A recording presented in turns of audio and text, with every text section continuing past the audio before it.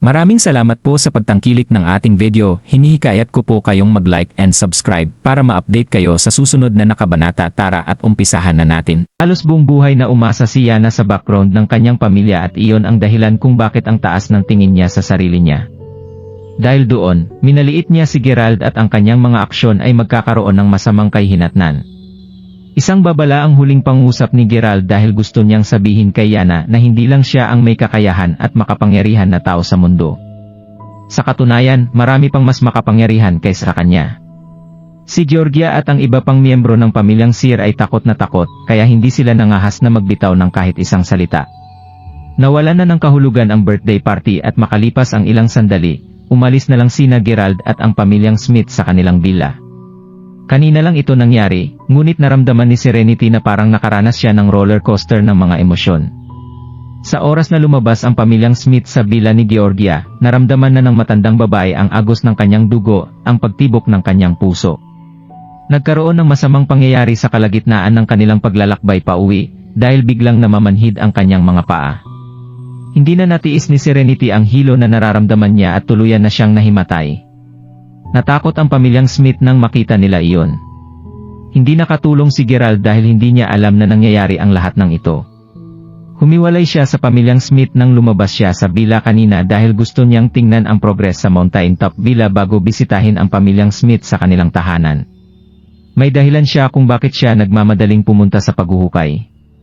Kung tutuusin, sinabi sa kanya na naging mabilis na ang digging process kaysa sa inaasahan.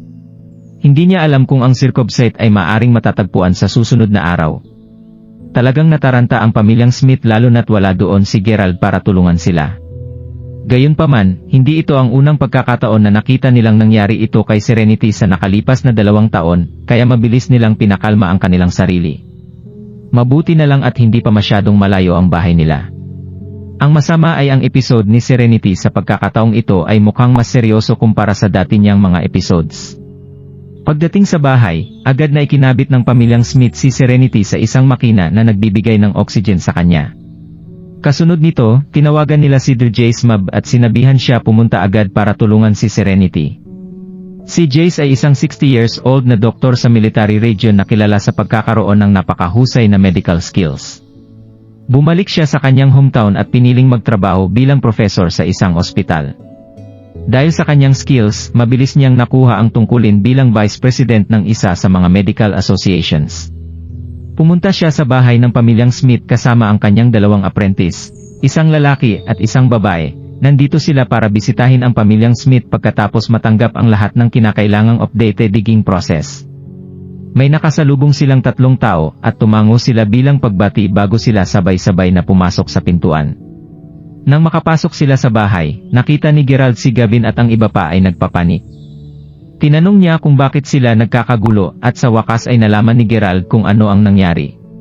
Lumalabas na inatake sa puso si Serenity mula sa kanyang malalang sakit habang pauwi siya kanina. Doon din napagtanto ni Gerald na ang 3 kasama niyang pumasok ay mga doktor na tinawagan para tingnan ang kalagayan ni Serenity. Nasa kwarto ba si Lola? Hindi ko inaasahan na magiging masyadong malala ang sakit niya. Kaya titingnan ko muna ang kanyang kalagayan, sabi ni Gerald nang mapansin niyang may problema sa katawan ng matandang babae simula nang makita niya ito sa villa ni Georgia. Hindi niya ito binunyag agad dahil alam niyang hindi iyon ang tamang oras, pero sigurado si Gerald na kaya niya itong pagalingin. Sa totoo lang, hindi pa nagpasya si Gerald na pumunta dito para lang makipag-usap sa pamilyang Smith. Sa halip, ang kanyang layunin ay pagalingin ang karamdaman ni Lola. Bago pa man makasagot ang sinuman sa tanong ni Gerald, ang lalaking apprentice ni Jace, na nakatayo sa likod ng kanyang master, ay biglang sumigaw, "Tumigil ka. Huwag kang maging bastos. Hindi mo ba nakikita na nandito ang aking master? Sinusubukan mo bang ipakita ang katngahan mo?" Pagkatapos nito ay ngumiti ang isang apprentice ni Jace at sinabing hindi mo kailangang kumilos ng ganyan. Sa tingin ko pumunta siya dito para gamutin din ang pasyente. Tama ba ang hula ko? Isang ngiti lang ang isinagot ni Gerald sa kanya, ngunit masyado siyang nag-aalala sa sakit ng kanyang lola para magkaroon ng pakialam sa panunuyan ng male apprentice. Pinili niyang tumingin kay Gavin at tanungin siya, gaano katagal nang may sakit si Lola, Smith? Ipinaliwanag ni Gavin ang nalalaman niya tungkol sa sakit ni Serenity pagkatapos siyang tanungin ni Gerald. Matagal na pala ang sakit na ito at madalas itong nararanasan ng matanda. Natuklasan ng pamilyang Smith ang isang pattern kung saan meron itong consistent interval sa tuwing atake ito. Sa sandaling tumigil ang mga iyon, hindi na muli mangyayari ang susunod na atake hanggang sa umatake ang sakit. Walang natanggap na resulta ang pamilyang Smith noong nanghingi sila ng tulong ng ibang eksperto. Dumating lang ang pagkakataon na nakasalubong nila ang napakahusay na si Dermab at doon sila humingi ng tulong sa kanya. Bumisita ang doktor ng ilang beses at doon mas nakilala pa ng mga mula sa pamilyang Smith ang parehong mga apprentice ni Jace. Ang lalaking apprentice ay mukhang nasa 30s na at ang kanyang pangalan ay Walbridge Lomb. Ang babaeng apprentice naman ay isang 23 years old na babae na ang pangalan ay Brianna Ziegler. Ilang beses nang bumisita si Dermab sa bahay ng pamilyang Smith, ngunit hindi niya matukoy kung ano ang sakit ng matanda. Kung wala nang iba, pupuntahan ko muna si Lola. Hindi niyo kailangang mag-alala dahil hindi malala ang sakit na ito, confident na sinabi ni Gerald. Nang marinig iyon, agad na naging mabangis ang itsura ni Walbridge. Kanina pa mabangis ang kanyang itsura mula nang sabihin ni Brianna na baka isang doktor si Gerald. Sinusubukan ba ng lalaking ito na nakawin ang negosyo namin? Kahit na mas bata siya sa akin, talagang sinabi niya na hindi malala ang sakit na ito kahit na hindi alam ni Master kung ano ang kanyang sakit. Ang lakas ng loob ng lalaking ito. Huwag kang masyadong mayabang, binata, sabi ni Walbridge habang nakakunot ang kanyang noo, maririnig na naiinis siya sa sandaling ito. Tama siya, Gerald. Ayokong maging bastos, pero hindi ko pa naririnig na nag-aral ka ng medicine noon, nadagdag pa ni Helen ng may respeto. Alam niya na hindi isang maliit na bagay ang paggamot sa mga sakit at pagliligtas ng mga buhay. Alam na yung estudyante si Gerald sa Faculty of Literature. Kahit na siya ay isang mayamang tagapagmana, hindi iyon nangangahulugan na siya ay isang master sa lahat ng iba pang mga larangan. Ang mga mula sa pamilyang Smith ay handa na sanang maniwala sa mga salita ni Gerald, ngunit alam nila na isang mapanganib na bagay ito. Napansin ni Gerald ang pag-aalinlangan nila at wala silang ibang ibig sabihin doon, kaya napailing na lang si Gerald kasunod ang pilit na tawa. Sa totoo lang, na-master na niya ang 3 religions at 9 na school of thought. Paano pa kaya sa medical expertise? Natural, alam ni Gerald na hindi niya pwedeng sisihin si Mer Smith at ang iba pa. Kung tutuusin, kakaunti lang ang alam nila tungkol sa nangyari sa kanya nitong nakaraang 2 taon. Para sa mga ordinaryong tao, hindi makatwira na siya ay magkaroon ng pagbabago ng abilidad. Isinantabi nila ang pagdadaldalan para sa ibang pagkakataon at nagsimulang maglakad patungo sa kwarto kung saan makikita si Serenity. Pagpasok nila sa sick room, agad na lumingon si Rita, na kanina pa sa tabi ni Lola, para tingnan kung sino ang pumasok. Ngumiti si Rita nang makita niya si Gerald at sinabing, "Nandito ka pala, Gerald." Nagising na si Lola, Dermab. Nang marinig iyon, biglang nagsalita si nakahiga pa rin sa kama, Dermab. "Derlamb. Der Ziegler. At Gerald, masaya akong narito kayong lahat. Didiretso na ako sa punto, 2 taon na akong may sakit, Dermab. Paminsan-minsan lang itong umaatake, pero seryoso ito sa tuwing umaatake ito. Noon ay madalang itong nangyayari, pero mas dumadalas na ito kamakailan lang. Halatang hindi niya alam na gugustuhin din ni Gerald na pagalingin siya, kaya naman kay Jess siya nakatingin habang ipinapaliwanag nito sa kanya ang kanyang kondisyon. Ang bawat atake ay tumatagal ng wala pang 1 oras. Nagising ako ngayon, pagkaraan ng ilang sandali, karaniwang bumabalik ng 4 hanggang 5 beses ang sakit bago tuluyan itong huminto. Hindi ko na kayang indahin pa ito. Sabi ni Serenity sabay buntong hininga. Hindi mo kailangang kabahan pa, Madam Smith. Pinag-aaralan ni Master ang iyong sakit. Isa itong kakaibang sakit pero sa wakas ay nakakuha si Master ng resulta mula sa kanyang mga investigation. Ipapatingin namin sa iyo ang resulta ngayon. Sinisiguro namin sa iyo na ang skills ng Master ay mas mahusay kaysa sa isang walang kwentang nagmamagaling lang sa medicine field, nakangiting sumagot si Walbridge habang nakatingin kay Gerald. Haha!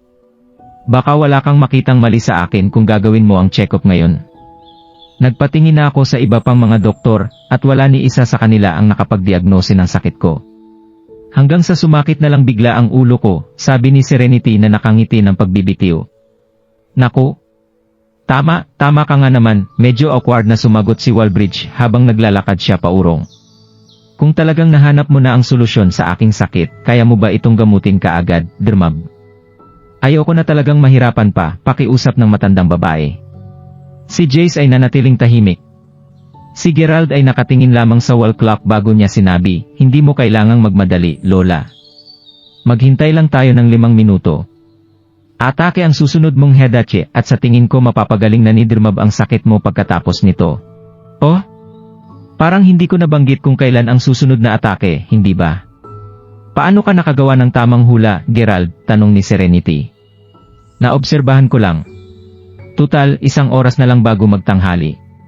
Tataas ang temperature, kaya ang init sa katawan mo ay magkakaroon ng epekto sa iyong blood flow at respiratory system na parehong mga dahilan kung bakit ka may migraine," nakangiting sumagot si Gerald.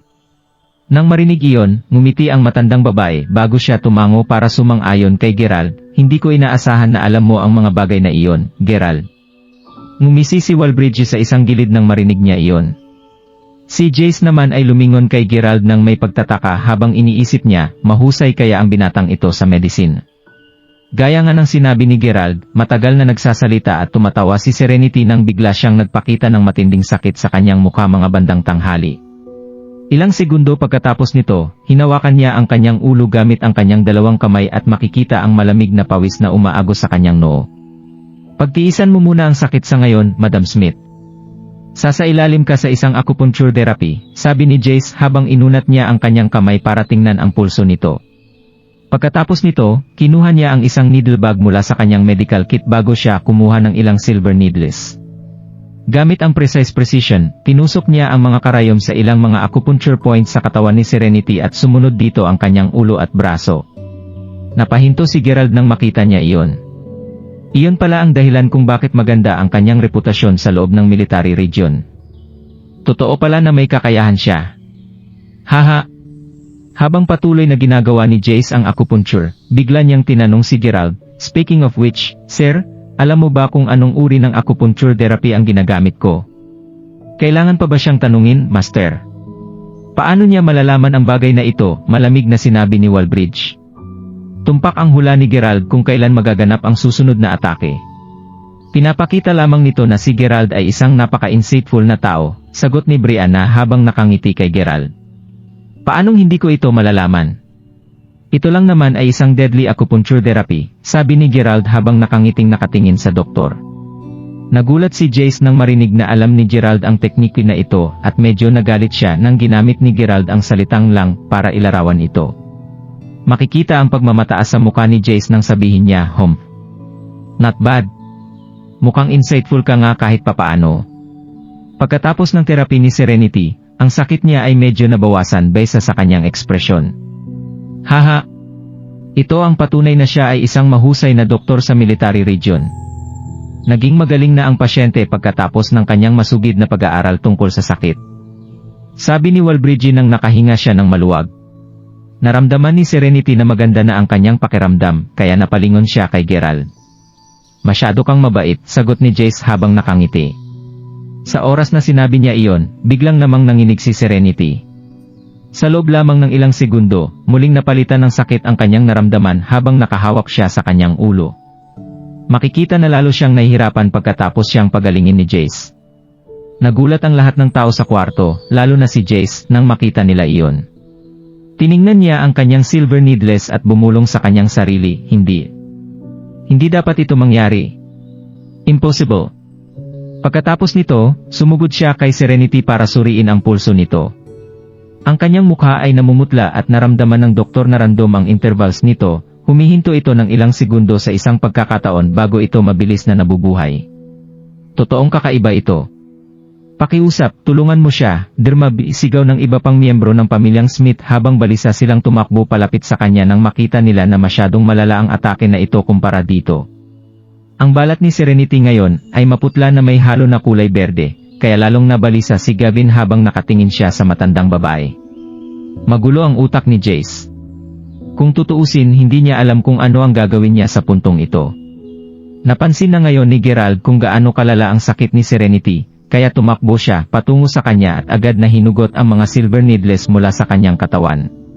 Kasunod nito, kinuha niya ang 6 sa mga silver needles at itinusok ang mga ito sa mga acupuncture point na matatagpuan sa paligid ng kanyang lig at balikat.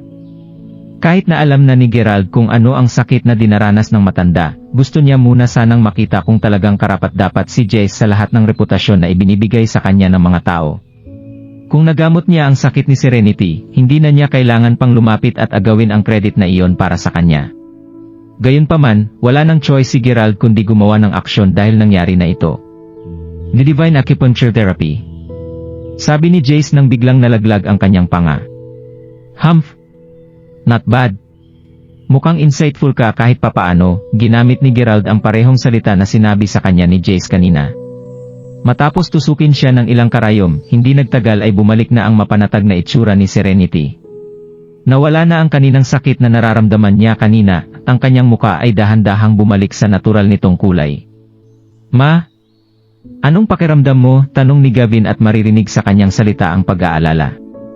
May ganoong skill pala si Gerald. Kaunti lang ang alam ni Gavin at ng iba tungkol sa medicine, ngunit alam nila na mas maraming kaalaman si Gerald pagdating sa medicine kumpara sa doktor. Mas mabuti na ang pakiramdam ko ngayon. Mahina ang ngiti ng matandang babae habang unti-unting stable ang kanyang paghinga. Mabilis na tumakbo ang butler ni Serenity upang punasan ang kanyang pawis, ngunit sila Jace at Walbridge ay nanatiling nakatayo doon, nabigla sa buong pangyayari. Ang lalong nagulat ay si Jace dahil hindi niya inaasahan na talagang marunong gumamit si Gerald ng Divine Acupuncture Therapy. Ang teknik na ito ay matagal nang nawala at inakala ni Jace na ang teknik na ito ay nawala na ng tuluyan. Ngayong nasaksihan na niya ito ng sarili niyang mga mata, natural lang sa kanya na mabigla at matulala. Uminit ang mukha ni Walbridge sa sobrang inggit habang iniisip niya, mas matanda ako sa kanya ng ilang taon at binisita ko rin ang mga sikat na master para matutunan ko ang medicine mula sa murang edad. Kahit na ako ay isang professional na nakatanggap ng basic training at education, talagang hindi ko inaasahan na magiging mababa ako kaysa sa talunan na ito. Hindi pwede, hindi ko basta-bastang matatanggap ito. Tuloy-tuloy ang kasiyahan nang makita niya kung gaano kasaya si Brianna na nakangiti habang nakatingin kay Gerald. Siguro nagkataon lang na ginawa ito ng lalaking ito, Master. Imposible na magkaroon ng talento at skill ang isang tao na tulad niya, ngumisi si Walbridge. Si Helen ay lumingon kay Gerald bago siya nagtanong, saan mo natutunan ang mga medical technique na iyon, Gerald? Nang marinig ang tanong niya, inangat ni Jace ang kanyang ulo para tingnan si Gerald dahil curious siya kung ano ang isasagot nito. Pag-usapan natin ito mamaya. Sa ngayon, kailangan niyong malaman na hindi malala ang kanyang sakit. Magreseta ako ng gamot para sa kanya mamaya, kaya siguraduhin niyong bibilin niyo ito para sa kanya mamaya. Kapag nainom niya ang gamot sa loob ng halos isang taon, paniguradong gagaling na siya, nakangiting sumagot si Gerald. Ganun ba? Nakakahanga naman, sigaw ng lahat ng miyembro ng pamilyang Smith sa sobrang tuwa. Sandali lang, Mark Crawford, sabi ni Jace habang naglalakad siya papunta sa kanya. Nagkaroon ng mataas na paglang si Jace kay Gerald matapos masaksihan ang Divine Acupuncture Therapy sa harap ng kanyang sariling mga mata. Ano iyon, Dermab? Tanong ni Gerald habang nakatingin sa doktor. Sana mapatawad mo ako sa pagiging walang ingat ka kanina. Kung pwede ko itong itanong sa'yo, kanino mo natutunan ang Divine Acupuncture Therapy Technique? Kilala mo ba si Sawyer Wet? Tanong ni Jace. Hindi ko alam kung sino iyon. Pasensya na pero hindi ko masasabi sa'yo kung kanino ko ito natutunan, kaswal na sumagot si Gerald. Masyadong mahiwaga ang pagkatao ni Finley, kaya hindi ito basta-bastang maihahayag ni Gerald sa ibang tao. Kung hindi mo ito alam, ang teknik na iyon ay isang paraan ng acupuncture therapy na nawala na lamang ilang taon ang nakalipas. Natutunan lamang ni Merwitt ang 3 sa mga technique skills na iyon, pero naging legend siya sa military regions dahil doon. Inakala ko noon na siya na lang ang natitira na marunong gumamit ng teknike, pero mukhang mas mahusay ka pa sa Divine Acupuncture Therapy Technique kaysa sa kanya, kahit na napakabata mo pa.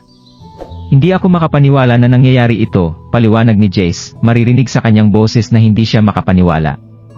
Sinasabi mo ba na may ibang nakakaalam tungkol sa teknike na ito? Tanong ni Gerald nang mabigla siya sa kanyang nalaman. Ang Divine Acupuncture Therapy Technique ay isa sa mga bagay na itinuro sa kanya ni Finley. Sinabi sa kanya ni Finley noong panahong iyon na ang teknike na iyon ay matagal nang namatay sa lahat ng dako. Sa sandaling natutunan ni Gerald ang teknik, sina Gerald at Finley lamang ang may kakayahang gumamit nito. Kahit si Joshua ay hindi nabigyan ng pagkakataong matutunan ito. May dahilan si Gerald para magtiwala sa mga salita ni Finley. Pagkatapos ng lahat, parating nagkakatotoo ang mga hula ng matanda at panigurado na hindi siya magbibiro o magsisinungaling kay Gerald tungkol sa teknikwe na halos wala na. Walang dahilan si Finlay para magmukhang superior sa harap ni Gerald. Hindi siya ang ganoong klase ng tao. Dahil dito, posible bang may ibang nakakaalam ng teknik? So si Merwit ang nakakaalam ng teknik na ito. Sigurado ka ba dyan? Medyo nagdududa na tinanong ni Gerald. Oo. Ang kanyang unang 3 acupuncture technique ay katulad ng sayo. Speaking of him, kahit pa matanda na si Merwit, talagang maswerte siya na nakasalubong niya ang nagturo sa kanya ng mga tekniko na ito. Mula sa sinabi sa akin, ang taong nagturo sa kanya ay nangangailangan ng tulong noong panahong iyon at tinulungan siya ni Merwit. Bilang pasasalamat, tinuruan ng tao na iyon si Merwit ng unang 3 chapter ng acupuncture technique. Sinabi mo bang may nagbigay sa kanya ng unang 3 chapters? Alam mo ba kung sino ang taong iyon? Gulat na tinanong ni Gerald. Hindi ko pa siya nakikilala noon, Mark Crawford. Narinig ko lang siya kay Merwit. Ayon sa sinabi ni Merwit, matagal na noong huli niyang nakita ang misteryosong taong iyon. Ang tao na iyon ay pumunta sa military region noon at hiningi niya ang tulong ni Merwit na maglagay ng isang bagay sa isang lugar. Bilang pasasalamat, nag-alok siyang turuan si Merwit ng unang 3 chapter ng Divine Acupuncture Therapy Technique. Kahit pa hindi iyon ang maging paraan ng lalaki bilang pasasalamat sa kanya, naniniwala ako na tinulungan pa rin siya ni Merwit. Kung tutuusin, ang misteryosong lalaki ay malinaw na mas makapangyarihan kaysa kay Merwit para galangin niya ito ng husto. Kung sino man ang tao na ito, panigurado na hindi siya isang bata. Sa kabila nito, hindi ko talaga maisip kung sino ang igagalang ni Merwit ng sobra para hanggan niya ito, paliwanag ni Jace. Matapos marinig ang lahat ng iyon, naramdaman ni Gerald na bumilis ang tibok ng puso niya. Medyo may kutob siya kung sino ang misteryosong taong iyon. Si Finlay kaya ang misteryosong tao na iyon. Kung tutuusin, siya lang ang ibang tao na nakakaalam pa rin ng tekniko na iyon. Kailan pa nangyari ang lahat ng ito? Kailangan ko ng raw estimate. Mga 8 months ago. Hindi pa ito masyadong matagal, pero halos perfect na ang teknik ni Merwit. Siyempre, mas kakaiba ka kaysa sa kanya. Talagang hindi ako makapaniwala, sagot ni Jace sabay buntong hininga. 8 months ago. Si Finlay ba talaga iyon? Matapos niyang turuan si Gerald ng napakaraming teknikwe sa loob ng kalahating taon, nakatanggap si Finlay ng ilang uri ng alaala bago siya umalis ng nagmamadali. Simula noon, halos 1 taon at kalahati na ang nakalipas mula noong huling makontak ni Gerald ang matanda. Sinubukan ni Gerald na alamin kung nasaan si Finlay mula noon, ngunit sa huli ay nabigo siya. Para bang nawala na lang bigla si Finlay. Gayunpaman, may isang bagay na sigurado si Gerald. Iyon ay isang napakalakas na tao si Finlay. Paniguradong mas malakas siya kaysa kay Lolo at Christopher. Hindi ko man lang natumbasan ang kalakasan ni Finlay, kahit nagamit ko ang lakas ko noon. Kung makikita ko lang siya ulit, sisiguraduhin kong hindi na ako ito palalampasin pa. Kung hindi ito magiging abala para sayo, pwede mo bang ipakilala sa akin si Merwit? Tanong ni Gerald. Gustong kumpirmahin ni Gerald kung ang misteryosong taong iyon ay si Finlay o hindi, kahit na alam na malaki ang tsansa na tama ang kanyang kutob. Walang problema. Sa tingin ko gusto ka rin makita ni Merwit. Dahil mahusay ka pagdating sa medicine at ipapakilala ko sa iyo si Merwit, iniisip ko kung handa ka bang tumulong sa akin tungkol sa isang bagay. Inutusan kasi akong iligtas ang buhay ng mahigit 100 mga bata, at sa totoo lang, hindi ko alam kung paano ko sisimulan ang paghahanap ng solusyon sa problema. Huwag kang mag-alala, hindi ito magiging kasing hirap ng pagpapagaling sa sakit ni Madam Smith ang pagpapagaling sa kanila. Kailangan kong bigyang diin na ito ay para sa mga bata at hindi ito makikinabang sa akin. Nagmamakaawa ako sa iyo, tulungan mo ako. Sabi ni Jace nang bigla siyang lumuhod. Gayunpaman, agad siyang pinigilan ni Gerald. Teka lang, sinabi mo bang mahigit 100 bata ang tutulungan natin? Anong nangyayari? Nagtatakang tinanong ni Gerald. Sa sandaling iyon, biglang sinabi ni Helen, ang tinutukoy mo ay ang sakit na lumabas 100 years ago. Sa narinig ko, mahigit 100 bata ang kasalukuyang nanganganib na mawalan ng buhay, at wala pang nakakapagdiagnose ng kanilang sakit. Tama ka, mabilis na sumagot si Jace. Ano ang mga sintomas? Tanong ni Gerald. Kahit pa siya ay isang bayani o isang mabait na tao si Gerald para sa kanila, hindi siya papayag na tumulong dahil lamang sa ipapakilala sa kanya ni Jace si Merwit. Gagawin niya ito dahil halos 100 bata ang nanganganib ang buhay dahil sa isang hindi kilalang sakit.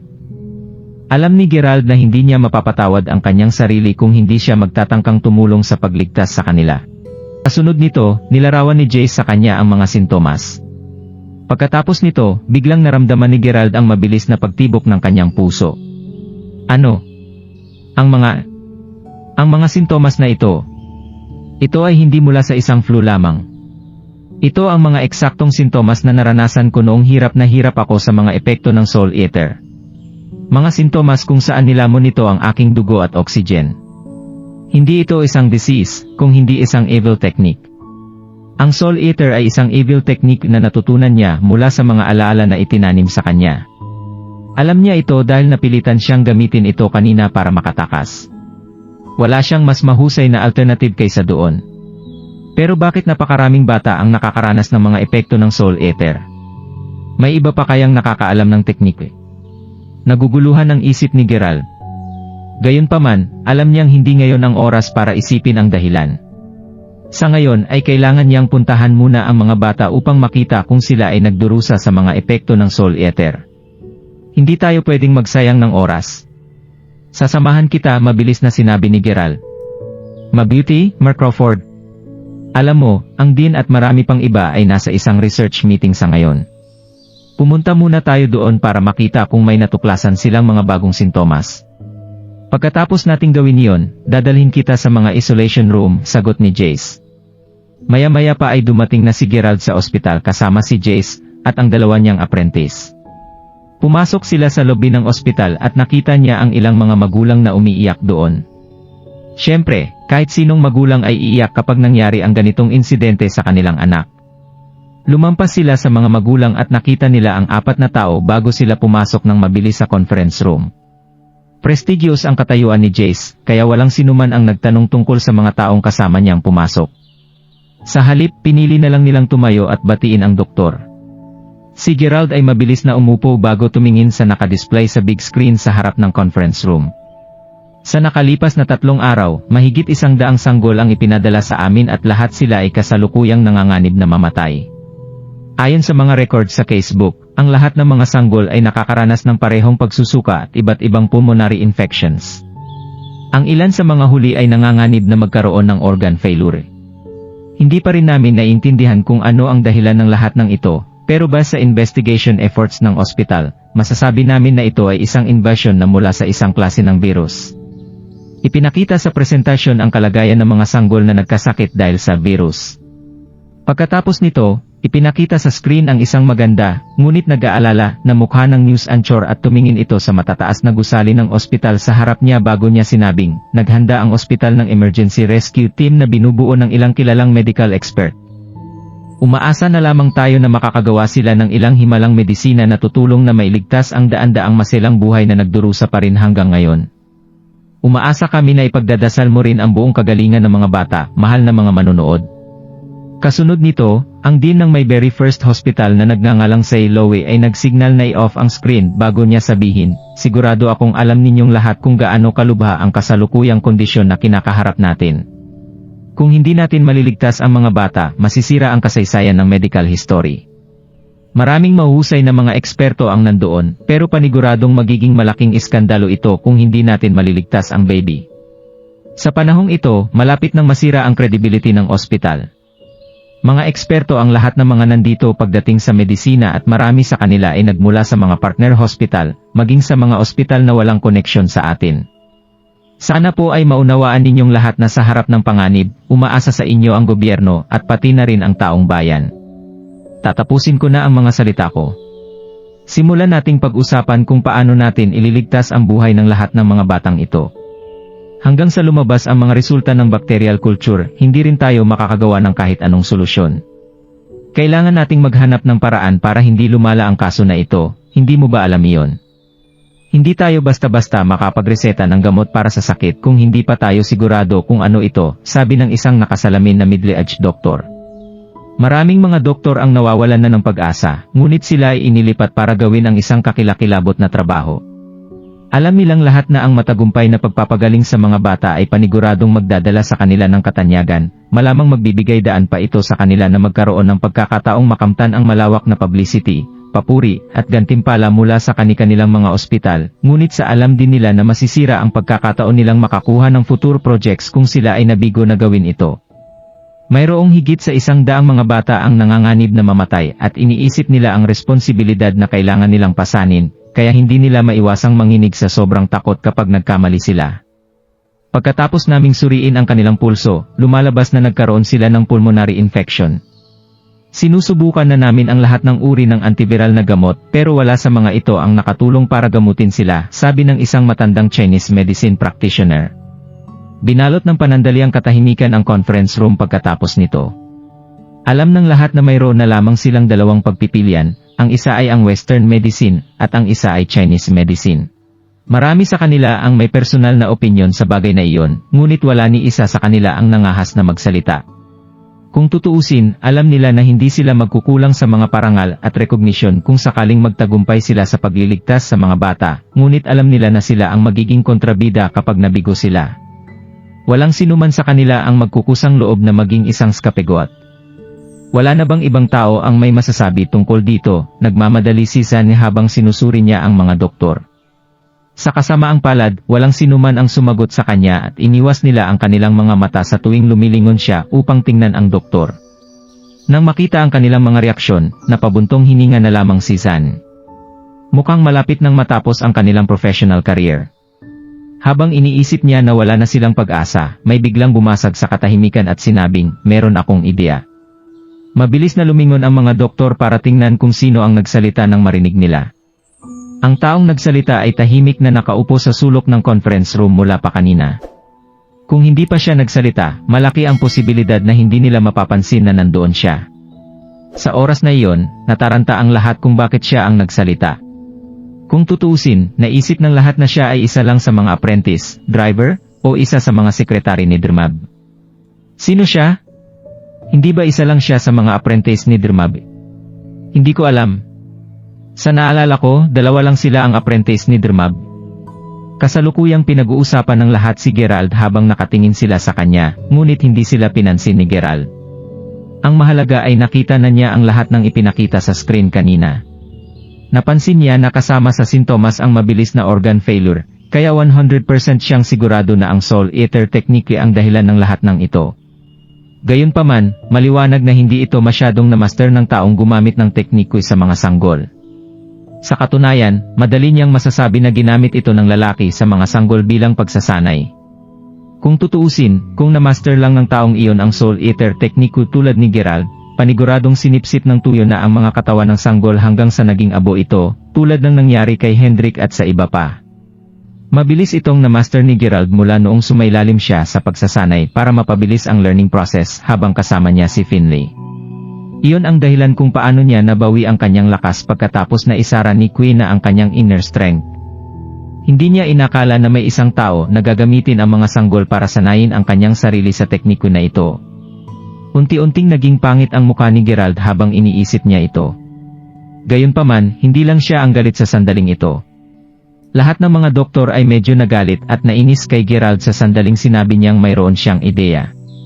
Mayroon ka bang solusyon kung paano gamutin ang sakit na ito, Mark Crawford? Gulat na tinanong ni Jace nang may paggalang kay Gerald. Napagtanto nila na hindi isang driver ang lalaking ito nang makita nilang ginagalang siya ni Jace. Anong nangyayari dito?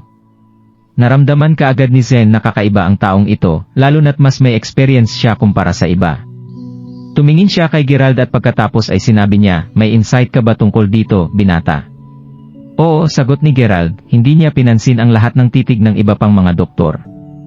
Ang kanyang priority ngayon ay ang iligtas ang buhay ng lahat ng mga sanggol na iyon, hindi naman bago sa kanya ang kakaibang tingin ng mga tao. Kaswal siyang nagsalita habang nakatingin sa kanya ang lahat, sa katunayan, hindi ito isang sakit. Nangyari ito sa mga sanggol dahil may nag-dry ng kanilang oxyblood at iyon ang dahilan kung bakit meron silang organ failure. Madaling kapitan ng infection ang mga bata dahil mahina ang kanilang organs. Pagtapos magsalita ni Gerald, isang kaguluhan ang naganap.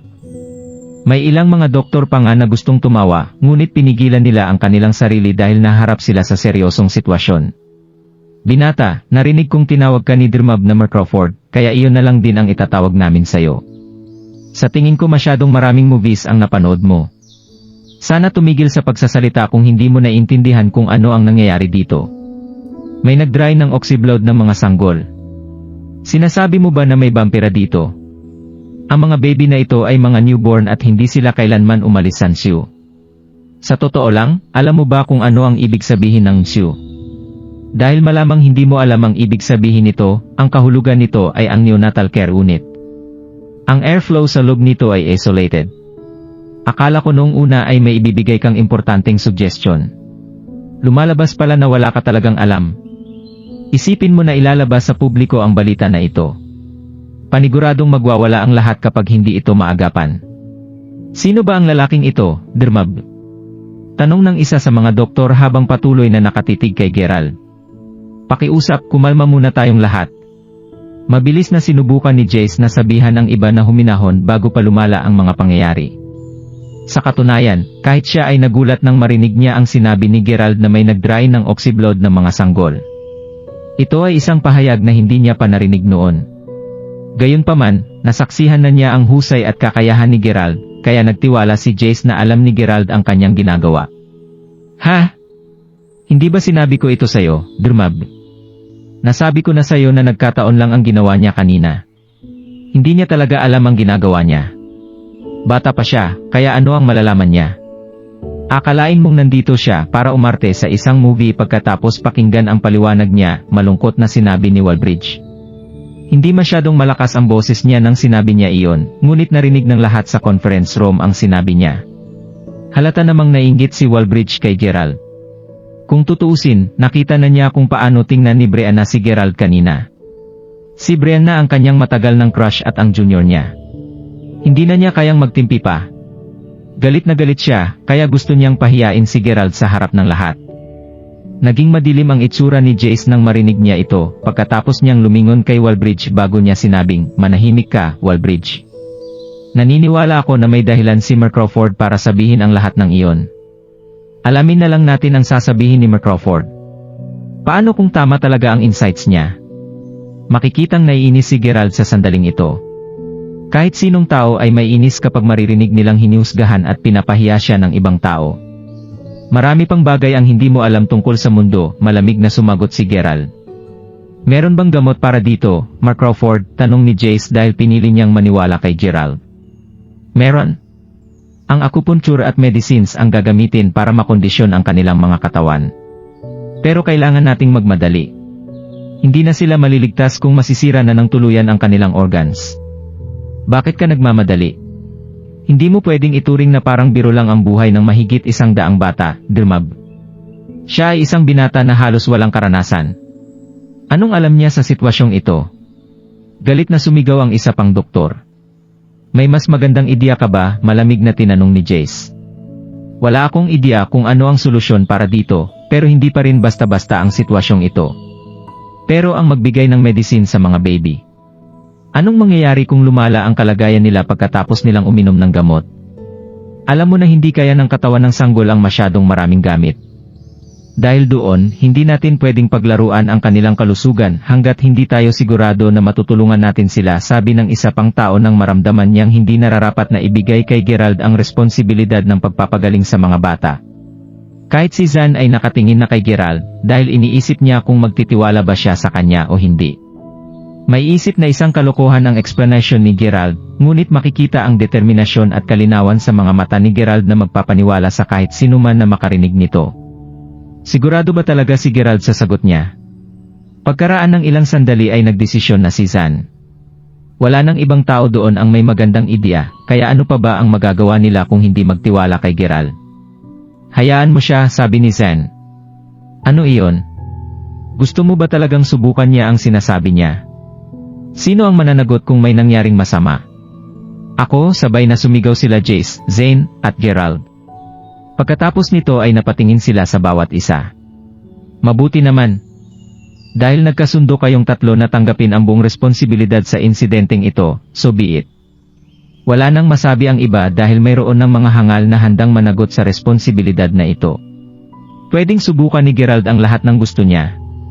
Kung hindi pa ito malinaw, lantarang walang pakialam ang mga doktor kung ang mga sanggol ay mabubuhay man o mamamatay, basta't poprotektahan nila ang kanilang sariling mga interes.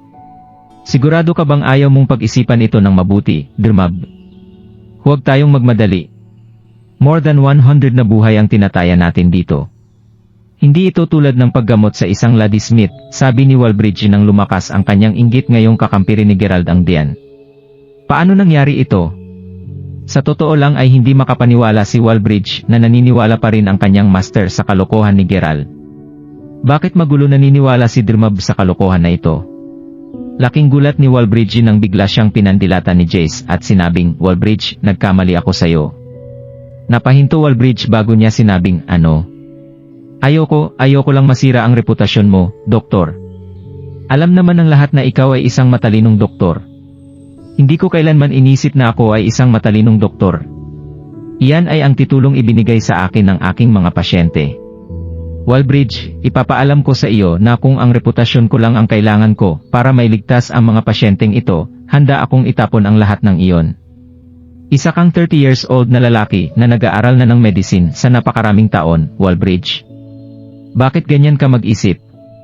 Kung magpapatuloy ka sa landas na ito, sa tingin ko wala kang makakamit na kahit ano sa medical field, sabi ni Jace nang bigla siyang napabuntong hininga sa pagkadismaya. Ang mukha ni Walbridge ay naging kulay berde sa sobrang inggit at pagkatapos ay sumigaw siya, kahit pa, hindi pa rin ako naniniwala na mapapagaling niya ang mga bata. Paano naman kung napagaling ko sila? Tanong ni Gerald habang malamig na nakatitig kay Walbridge.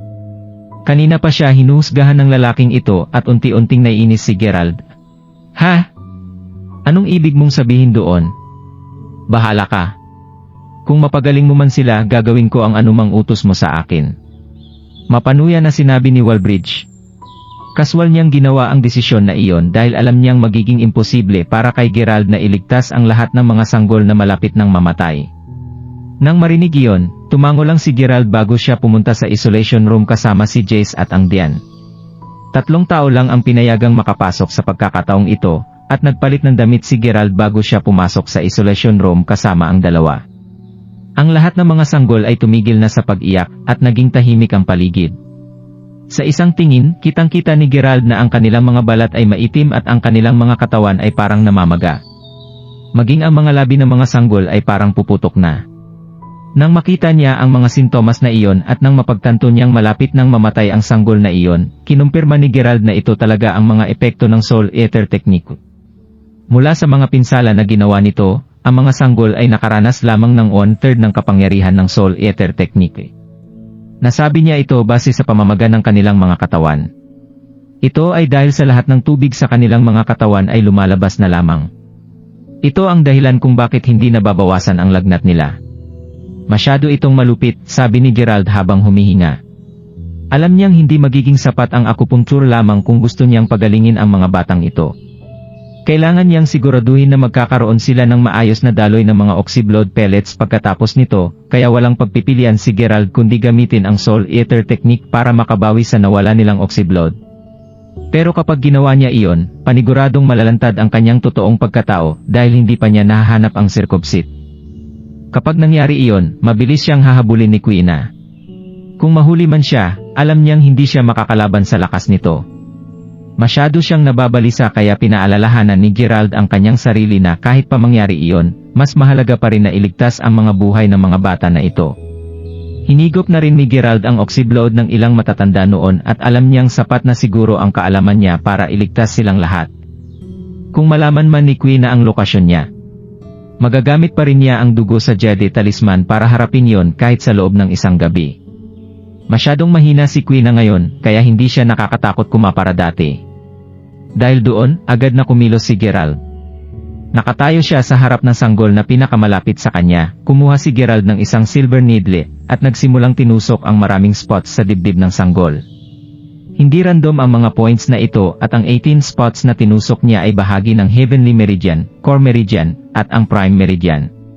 Napaka-fluid ng bawat galaw ni Gerald tuwing tinutusok niya ang points at para bang gumaganap siya sa isang uri ng magic show.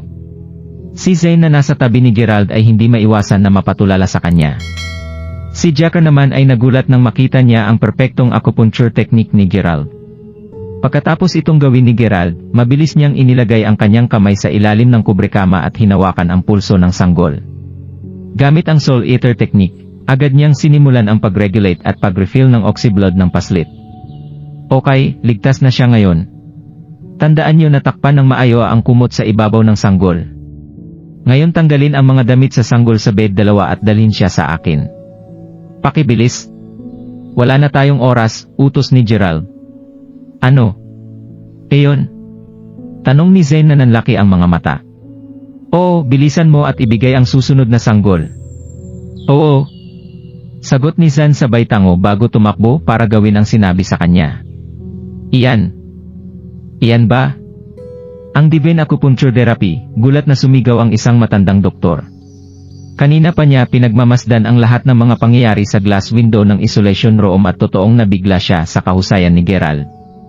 Divine Acupuncture Therapy, Derlisel, tanong ng isa pang manonood na para bang hindi siya natutuwa, ngunit inaamin niya na napakahusay talaga ng acupuncture technique. Oo. Ang Divine Acupuncture Therapy ay isang acupuncture technique na nawala sa paglipas ng panahon.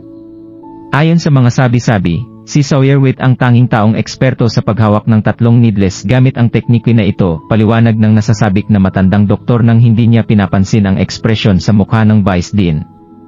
Siya kaya ang apprentice ni Sawyerwit? Hindi, impossible. Ikaw na mismo na si Sawyer lang ang nakakagamit ng 3 needles. Ngunit ang batang iyon doon ay may kakayahang gumamit ng hanggang 18 needles. Nakakagulat, sabi ng isa pang matandang doktor na pamilyar sa teknik na ito.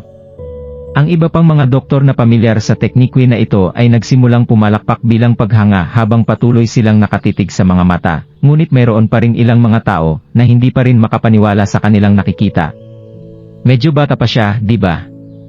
Paano niya malalaman kung paano gumamit ng sophisticated technique ng acupuncture? Tanong ng isa sa mga taong nagdududa. Totoo ang sinasabi ko. Talagang ginagamit niya ang Divine Acupuncture Therapy Technique. Ako mismo ang nakakita na ginagawa ito ni Sawyerwit habang ako ay dumadalo sa isang seminar ilang buwan na ang nakakaraan. Base sa aking naobserbahan, ang needle na ginamit niya ay kapareho ng ginagamit ni Gerald ngayon. Ang needle ay 1 pulgada ang haba, at habang nagsasagawa ng isang demonstration, itinaas at niya ito ng 3 beses bago niya ginamit ang Phoenix technique para alisin ang karayom. Nagbibigay ng nourishment sa katawan ang teknik at tinatanggal din nito ang anumang sobrang miasma at moisture mula sa loob. Pero narinig ko na ang isang tao ay nangangailangan ng inner strength upang maisagawa ang Divine Acupuncture Therapy Technique. Hindi kaya may ganoong kakayahan si Mark Crawford, paliwanag ng isa pang doktor. Ha? Sa tingin mo ang isang tulad niya ay may inner strength? Magtiwala ka kung sasabihin ko na nagpapanggap lang siya. Ang kanyang tunay na kakayahan ay mabubunyag sa pamagitan ng resulta. Ngumisi si Walbridge. Palibhasa ay naiinggit siya, hindi na mapigilan ni Walbridge na magmura sa kanyang isipan, sana hindi gumaling ng nga na iyan ang mga batang ito. Hindi alam ni Gerald ang kontrobersya na nasa labas ng isolation room. Kung tutusin, siya ay masyadong abala sa Divine Acupuncture Therapy Technique. Sa bawat karayom na pumapasok at lumalabas, unti-unti namang napapagod si Gerald at makikitang tumutulo ang malalaking butil ng pawis sa kanyang baba. Hindi nakatulong ang maraming energy ang kailangan upang mapunan muli ang oxyblood ng mga sanggol.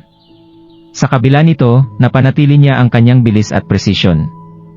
Dahil doon, hindi nagtagal bago niya natapos ang lahat ng paggamot ng mga sanggol sa silid.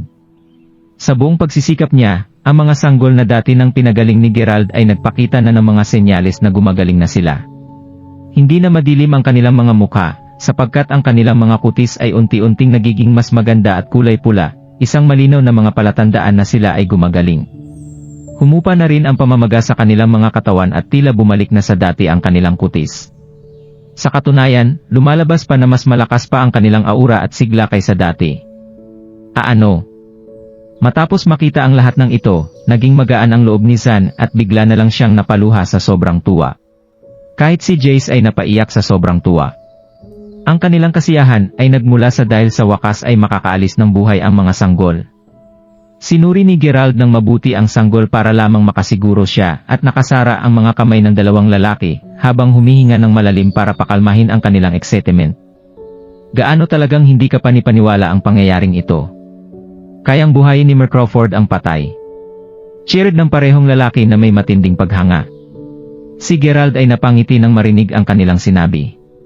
Ang mga papuri at paghanga ay hindi talaga mahalaga sa kanya. Hanggat maging magaling na ang mga sanggol, nangangahulugan iyon na matagumpay niyang naabot ang kanyang layunin.